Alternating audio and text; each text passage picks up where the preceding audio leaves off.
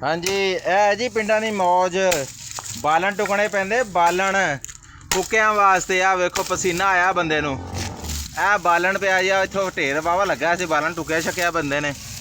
ਠੀਕ ਆ ਜੀ, ਤੇ ਨਾਲ ਮੈਨੂੰ ਵੀ ਥੋੜੀ ਜਿਹੀ ਹੈਲਪ ਕਰਨੀ ਪੈ ਗਈ। ਮੇਰਾ ਵੀ ਤੁਸੀਂ ਵੇਖਦੇ ਪਏ ਸਾਹ ਫੁੱਲਿਆ ਪਿਆ ਵਾ। ਤੇ ਇਹ ਬੱਚੇ ਬੁੱਚੇ ਜੀ, ਇਹ ਪਿੰਡਾਂ ਦੇ ਮਾਹੌਲ ਆ ਜਨਾਬ। ਇਹ ਵੇਖ ਲਓ। ਠੀਕ ਆ, ਇੱਕ ਆ ਵੀ ਪਿੰਡਾਂ ਦਾ ਮਾਹੌਲ ਵੇਖ ਲਓ। ਰਕਸ਼ਾ ਲਈ ਆਉਂਦਾ ਵਾ, ਕੁਰਸੀਆਂ ਸ਼ਰਸੀਆਂ ਉੱਤੇ ਲੱਦੀਆਂ ਹੀ ਖੈਰ ਨਾਲ।